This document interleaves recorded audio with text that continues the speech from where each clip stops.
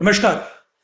पिछले 10-11 सालों में मोदी सरकार की सबसे बड़ी उपलब्धियों में से एक बड़ी उपलब्धि है भारत की सक्सेसफुल विदेश नीति। हम जानते हैं कि पिछले 10-11 सालों में भारत की विदेश नीति के चलते अंतर्राष्ट्रीय स्तर पर भारत की इमेज में, भारत की छवि में हर एक स्तर पर एक जबरदस्त सुधार हुआ है।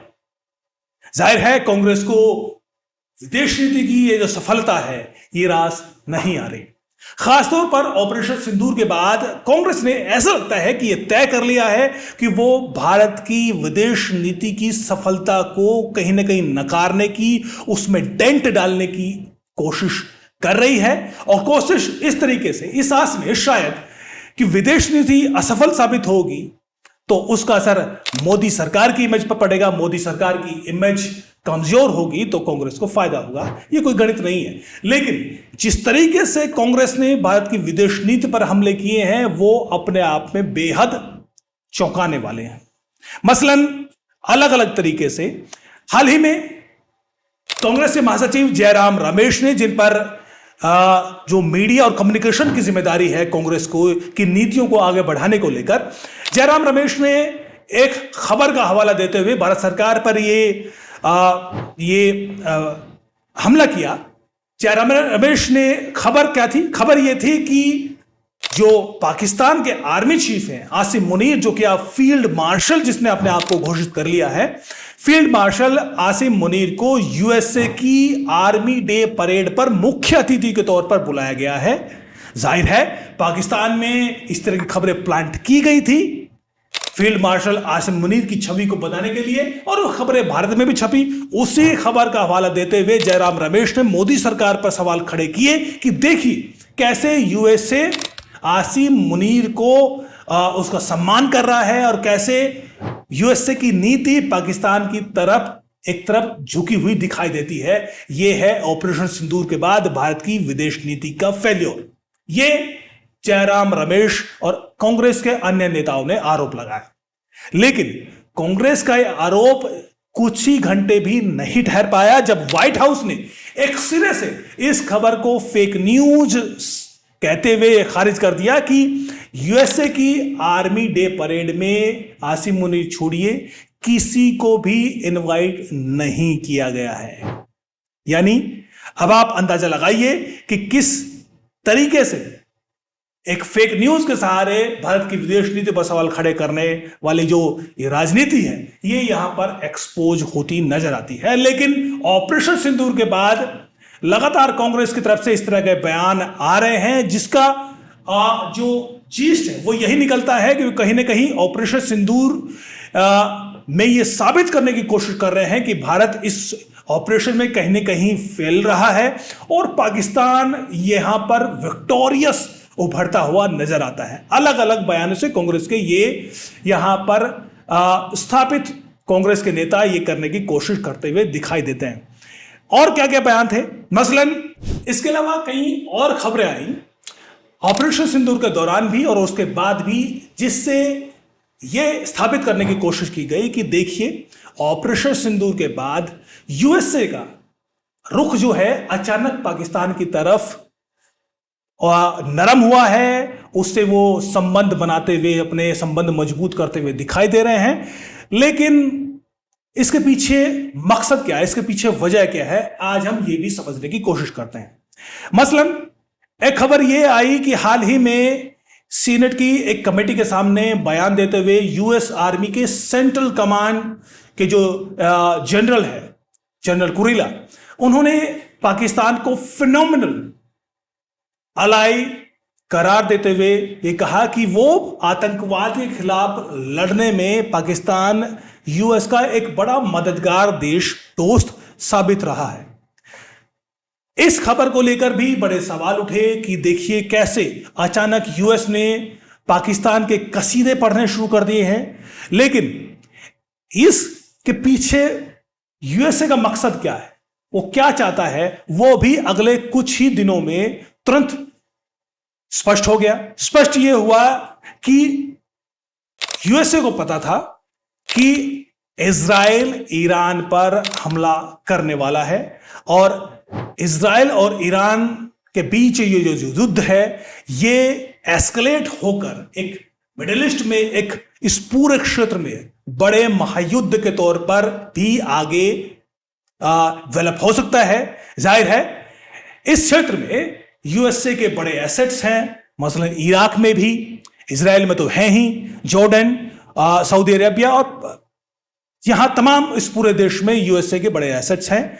जाहिर है ऐसे समय में यूएसए को पाकिस्तान की बेहद जरूरत थी, चाहे कल को इजराइल का साथ देने के लिए यूएसए को ईरान पर हमला करना हो, और ईरान पर हमला करने के लिए पाकिस्तान के एयर बेसेस यूएसए को चाहिए। एयर बेसेस पिछले 5-6 साल में जो संबंध पाकिस्तान और यूएसए के रहे हैं उस आधार पर तो नहीं मिलने वाले थे, खासतौर पर जिस तरीके का बेहद ठंडा और बेहद कोल्ड रवैया जो ट्रंप का रहा है पाकिस्तान के प्रति, उसके लिए उन ठंडे रिश्ते जो थे उनमें गर्माहट लाने के लिए यूएसए ने 4 कदम आगे बढ़ते हुए इस तरह के बयान देना शुरू किया। और पाकिस्तान को देखिए, उन्होंने तुरंत जैसे ही इस तरह की सुगबुगाहट, इस तरह के बयान सामने आए, पाकिस्तान ने उसको एकदम से लपकना शुरू किया और एकदम से वो यूएसए की गोद में बैठने को तुरंत तैयार हो गए। आपको पता होगा कि हाल फिलहाल में पाकिस्तान और पाकिस्तान की लीडरशिप ने यूएसए को भी आंख दिखाना शुरू कर दिया था। उसकी वजह थी कि चीन के साथ उसके संबंध कहीं ज्यादा, और खासतौर पर जिस तरीके से ऑपरेशन सिंदूर के दौरान चीन ने खुलकर पाकिस्तान की मदद की, तो ऐसा लग रहा था कि अब पाकिस्तान पूरी तरह से चीन की गोद में बैठा हुआ है। लेकिन जैसे ही एक बयान यूएसए की तरफ से आया, पाकिस्तान और पाकिस्तान की जो लीडरशिप है वो तुरंत छलांगे मारते हुए यूएस की गोद में बैठने को तैयार, आतुर हो गई। क्यों हो गई? यूएसए ने ऐसा क्यों किया वो मैंने आपको बताया कि फिलहाल पाकिस्तान की बेहद जरूरत स्ट्रेटेजिकली भी और हर एक तरीके से यूएसए को है। भारत भले ही दोस्त हो, भारत भले ही क्वाड का उनका पार्टनर हो, लेकिन किसी भी अन्य देश के खिलाफ ऑपरेशन में, और खास तौर पर चाहे ईरान हो, किसी भी अन्य देश के खिलाफ भारत यूएसए की ऐसी मदद नहीं करने वाला। लिहाजा पिछले 30-40 सालों से जो पाकिस्तान अमेरिका लिए करते आया है वही यूएसए के लिए एक भरोसेमंद ये कह सकते हैं कि रास्ता दिखाई दिया, और उन्होंने इस तरह के बयान दिए।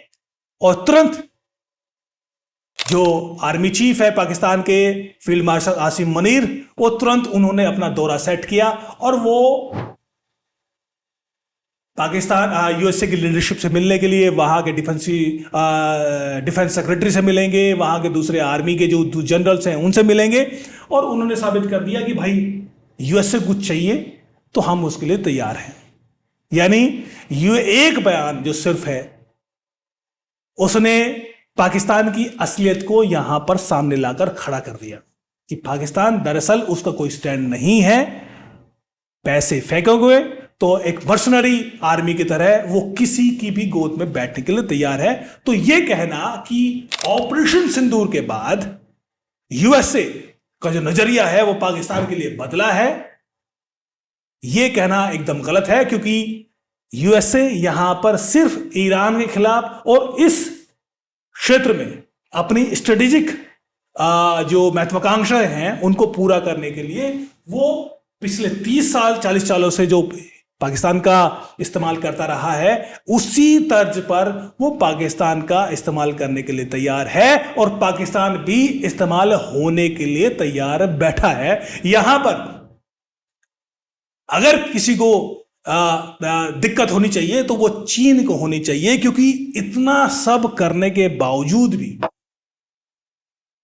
एक बयान के आधार पर ही पाकिस्तान जिस तरीके से यूएसए की गोद में बैठने को तैयार है, उससे चीन को अब सोचना पड़ेगा, चीन की लीडरशिप को भी सोचना पड़ रहा होगा कि भाई वो पाकिस्तान का करें तो करें क्या। अब इसके अलावा कहीं और चीजें हुई, मसलन ऑपरेशन सिंदूर के दौरान ही आईएमएफ ने $1.4 बिलियन का लोन रिलीज किया। इसको लेकर भी सवाल खड़े हुए कि देखिए ऑपरेशन सिंदूर के दौरान ही यूएसए ने कितनी बड़ी मदद पाकिस्तान की है। यह बात सही है कि आईएमएफ के जो प्रोग्राम है या लोन है वो यूएस की हामी या उसकी मर्जी के बिना नहीं दिया जा सकता। लेकिन अगर आप पिछले 4-5 सालों की आईएमएफ और पाकिस्तान की बातचीत को करीब से अगर देखेंगे तो समझेंगे कि पिछले 4-5 सालों से आईएमएफ ने पाकिस्तान की आर्थिक नीतियों पर किस कदर कब्जा किया है।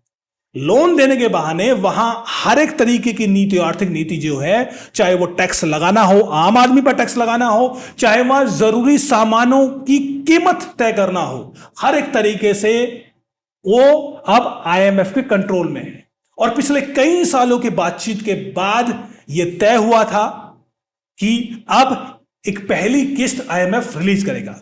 यह महज इत्तेफाक है कि उस वक्त ऑपरेशन सिंदूर चल रहा था और वो जो किस्त है वो उसी समय रिलीज की गई। ऐसा तो नहीं होता है कि ऑपरेशन सिंदूर शुरू हुआ और अचानक यूएसए के मन में ये आया कि उनको पाकिस्तान की मदद करनी है और आज फैसला किया और अगले ही दिन उन्होंने किस्त रिलीज कर दी। ऐसा तो होना संभव नहीं है। खासतौर पर आईएमएफ के मामले में ये जो बातचीत है पाकिस्तान और आईएमएफ के बीच, ये बेहद लंबी चली है। अलग अलग बजट, पाकिस्तान ने अपना बजट भी आईएमएफ की नीतियों के, आईएमएफ के कहने पर तय किया है कि कितना बजट किस में एलोकेट किया जाएगा, किस किस पर कितना टैक्स लगाया जाएगा, उसकी टैक्सेस, आम लोगों पर टैक्स लगाने के बाद, अलग अलग प्रोडक्ट्स पर टैक्स लगाने के बाद उसकी उगाही कैसे होगी और आईएमएफ के लोन की वापसी, उसकी जो कर्ज उसने दिया है उसकी किस्त वापस कैसे होगी, इसका भी मैकेनिज्म आईएमएफ ने तैयार करके दिया है। यानी यह महज इत्तेफाक है कि आईएमएफ जो लोन की किस्त रिलीज की है 1.4 बिलियन की, वो उसकी टाइमिंग ऐसी थी, लेकिन उसके पीछे करीब करीब 4 सालों की मेहनत और बातचीत थी जो पाकिस्तान लगातार कोशिश कर रहा था। और आईएमएफ ने वो नीतियां तैयार करके पिछले 4-5 साल में अलग अलग फेजेस में पाकिस्तान पर लागू करवाई हैं। तो यह कहना भी मुनासिब नहीं हुआ कि ऑपरेशन सिंदूर के चलते यूएसए ने पाकिस्तान की मदद आईएमएफ के जरिए की है, उसको डॉलर्स मुहैया कराए हैं। और अगर कराए भी हैं तो आपको ध्यान देने वाली बात है कि 131 बिलियन डॉलर का कर्ज पाकिस्तान पर है। 2 दिन पहले पाकिस्तान का ने जो अपना सालाना बजट अपनी पार्लियामेंट में पेश किया है, उसमें करीब करीब 47% एलोकेशन जो पाकिस्तान ने किया है वो अपने कर्जों की किस्त वापस करने के लिए किया है। यानी अगर अगले 1 साल में पाकिस्तान 100 रुपए खर्च करेगा तो उसमें 47 रुपए पाकिस्तान अपने जो पुराने लोन उस पर चल रहे हैं, चाहे वो आईएमएफ का हो, चाहे चाइना का हो, यूएसए का हो, फ्रांस का हो, एशियन बैंक का हो, और चाहे वो इंटरनल डेट हो, उसको उसकी जो किस्तें हैं वो वापस करने में पाकिस्तान अपने 100 रुपए जो अगले साल उसने तय किए हैं खर्च करने के लिए, उसमें 47 रुपए वो सिर्फ अपने कर्जों की वापसी, उसकी किस्त देने में तय करेगा। तो ऐसे में जहां पाकिस्तान के सामने जो डेट है वो इतने भयावह रूप में खड़ा हो, वहां पर 1.4 बिलियन डॉलर का जो किस्त मिली है वो ऊंट के मुंह में जीरे के बराबर भी नहीं है, वो जीरे के एक दाने के बराबर है। उससे कोई फर्क नहीं पड़ने वाला। वो महज एक लोकल ऑडियंस को दिखाने के लिए, पाकिस्तान के आर्मी में एक मोरल बूस्ट करने के लिए यहां पर है कि अब तक तो पिछले 4-5 सालों में तो आईएमएफ भी कर्जा नहीं दे रहा था, देखिए अब आईएमएफ भी कर्जा देने को तैयार है। यानी कहीं ना कहीं पाकिस्तान की इकोनॉमी जो है वो मजबूत होती हुई दिखाई दे रही है। इस कर्ज लेने को भी पाकिस्तान अपनी इंटरनल ऑडियंस को एक अपनी इकोनॉमी मजबूत होते हुए के इंडिकेटर के तौर पर यह दिखाता है, और जिसको पाकिस्तान के लोग स्वीकार भी करते हैं कि देखिए हमें कर्ज दे दिया। तो लिहाजा इस चीज को लेकर भारत में या भारत की जो कांग्रेस जैसी पार्टियां हैं उसमें किसी तरह का कौतूहल नहीं होना चाहिए। हमें यह समझना चाहिए कि ये जो किस्त दी गई है इसके पीछे कि 4 सालों में किस कदर क्या क्या राजनीति हुई है और किस कदर आईएमएफ ने पाकिस्तान की आर्थिक नीतियों को बदला है, उस पर असर डाला है, एक तरीके से उसको अपने कब्जे में ले रखा है। इसके अलावा खबर यह भी है कि भाई देखिए कैसे चीन ने खुलेआम पाकिस्तान की मदद की है। देखिए इस बदलते माहौल में खासतौर पर कोविड के बाद जो अलग अलग धुरी की महाशक्तियों में एक बड़ा बदलाव होने लगा है, वर्ल्ड ऑर्डर चेंज होता दिखाई दे रहा है। यहां पर चीन जैसे देश के पास कोई चारा है ही नहीं। जो उसके अलाई हैं उसको मजबूती से वो पकड़े रहे। वो भागने को तैयार है, पाकिस्तान भागने को तैयार है, यूएसए की गोद में बैठने को तैयार है और बैठ भी रहा है, लेकिन इसके बावजूद भी चीन के पास कोई चारा नहीं है। चीन भी खासतौर पर ट्रंप के आने के बाद जो टैरिफ वॉर छोड़ी है उसमें एक चीन के सामने भी बड़ी चुनौती साबित यहां पर होती हुई दिखाई दे रही है कि कैसे वो ट्रंप से निपटे और कैसे जैसे यूएसए को समझ में आने लगा है कि अब चीन से सीधे सीधे टक्कर लेनी होगी। हर एक तरीके से चीन और उसके जो आलाई हैं उसको बड़ा डेंट पहुंचाना होगा। यही नतीजा है कि हम इजराइल और ईरान का वॉर भी देख रहे हैं। क्या है उसमें, उस पर भी बात करते हैं। अब आप देखिए कि जिस तरीके से इजराइल ने ईरान पर हमला किया है और ईरान और इजराइल के बीच पिछले कई दिनों से लगातार युद्ध जारी है, ऐसी स्थिति में बहुत सारे देश हैं बड़े उआपोग स्थिति में है कि वो इधर बात करें या इधर बात करें। पाकिस्तान चीन का दोस्त भी है और पाकिस्तान अब यूएसए की गोद में बैठने को तैयार भी है।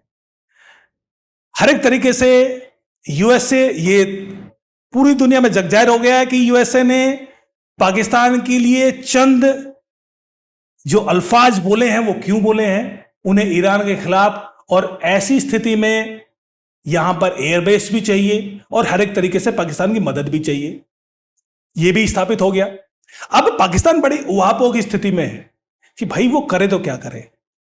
एक तरफ वो ईरान के खिलाफ युद्ध छेड़ने वाले यूएसए की गोद में बैठने को तैयार है, वहां पर आसिम मुनीर 5 दिनों के दौरे पर हैं। दूसरी तरफ ये भी बयान शहबाज शरीफ दे रहे हैं कि भाई ईरान हर एक तरीके से, पाकिस्तान जो है ईरान के साथ है हर एक तरीके से और हर एक तरीके से मदद करेगा। इस तरह की खबरें भी प्लांट की जा रही हैं, फेक न्यूज है, हालांकि खुलेआम नहीं, सोशल मीडिया पर इस तरह की खबरें प्लांट की जा रही हैं कि अगर इजराइल न्यूक्लियर हमला जो है ईरान पर किस तरीके से करता है तो तब पाकिस्तान भी न्यूक्लियर हमला ईरान की तरफ से इजराइल पर कर देगा। हालांकि पाकिस्तान की हिमाकत नहीं है कि इस तरह का बयान दे और वो दिया भी नहीं है, लेकिन सोशल मीडिया पर अपनी लोकल ऑडियंस को ये चारा डालने के लिए इस तरह की ट्वीट्स, इस तरह के बयान प्लांट की जा रही हैं।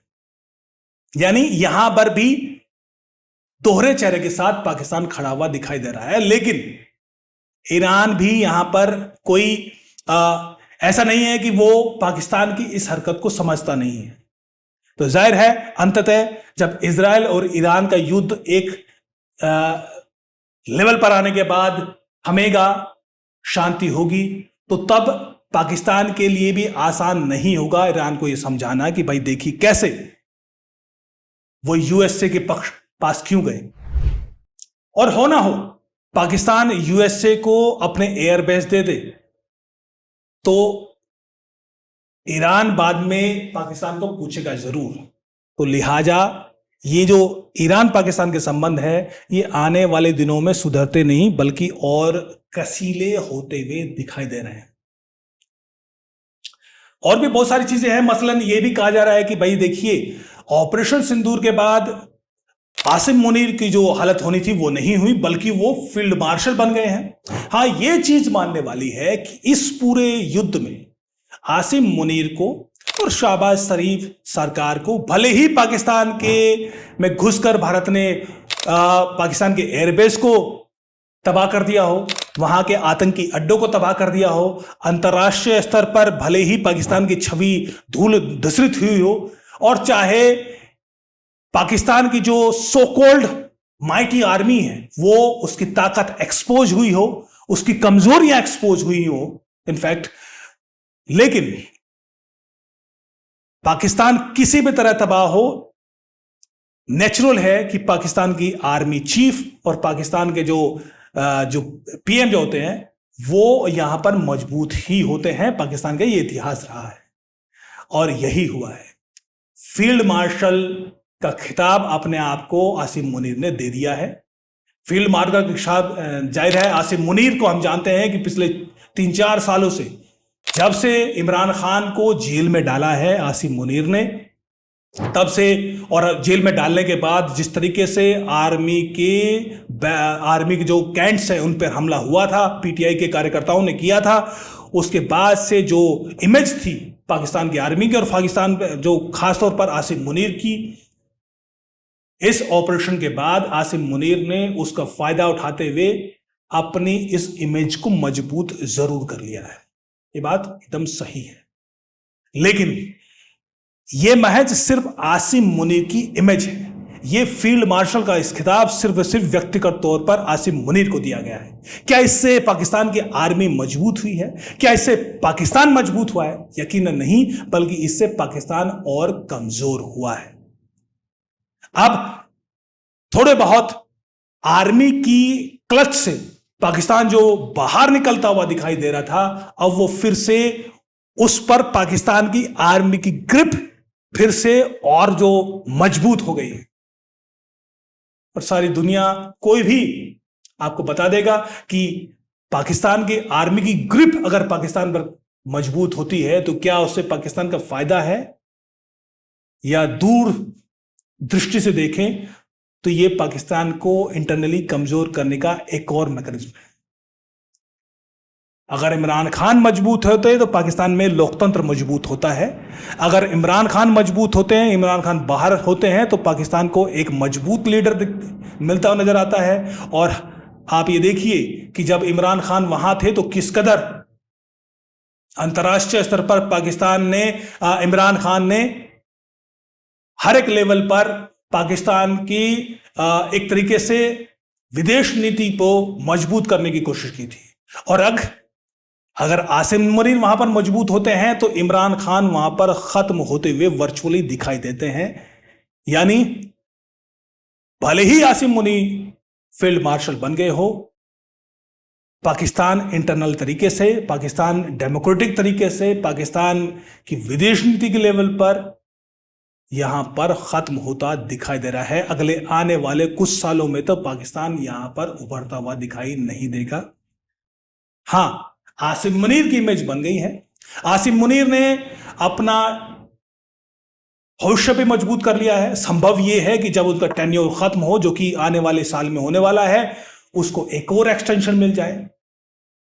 और फील्ड मार्शल कल को यह भी संभावना होगी कि कल को अगर 2-4 साल बाद इमरान खान जेल से बाहर आते भी हैं और उसको चुनाव लड़ने का मौका मिलता है, और कल को हो ना हो, जिसकी संभावना फिलहाल 1% से भी कम है कि पाकिस्तान के पीएम के तौर पर इमरान खान दोबारा वापस आते हैं, तो ऐसे में पहले यह संभावना थी कि आसिम मुनीर, उसमें आर्मी का भविष्य बेहतर नहीं हुआ। लेकिन अब चूंकि आसिम मुनीर वापस आ गए हैं, फील्ड मार्शल बन गए हैं, तो अब यह तय है कि ना तो इमरान खान की वापसी आने वाले कुछ सालों में तय दिखाई दे रही है, और ना ही ये दिखाई दे रहा है कि आने वाले सालों में जो पाकिस्तान की आर्मी की ग्रिप है वो पाकिस्तान की सत्ता से दूर होती हुई दिखा रही है, बल्कि वो ग्रिप और मजबूत हुई है, जो अंततः पाकिस्तान के लिए ठीक नहीं है। और ठीक नहीं है तो यह कहना भी ठीक नहीं है कि ऑपरेशन सिंदूर के बाद पाकिस्तान की आर्मी मजबूत हुई है। पाकिस्तान का सिर्फ एक आर्मी चीफ वो मजबूत हुआ है, उसकी अपनी इमेज उसने मजबूत की है, अपना भविष्य मजबूत किया है। पाकिस्तान की आर्मी का जो न्यूट्रल लीडरशिप है, ना तो वो मजबूत हुई है, ना पाकिस्तान की किसी तरह की ये कहे कि सैन्य कैपेबिलिटीज है वो मजबूत हुई हैं, या ना ही पाकिस्तान एज ए नेशन मजबूत हुआ है। निश्चित तौर पर ये पाकिस्तान के लिए ये बुरी खबर ही है। पाकिस्तान भले ही ना समझे, भारतीयों को समझना चाहिए, और कांग्रेस वाले समझ जाए तो बेहतर है। नमस्कार, जय हिंद।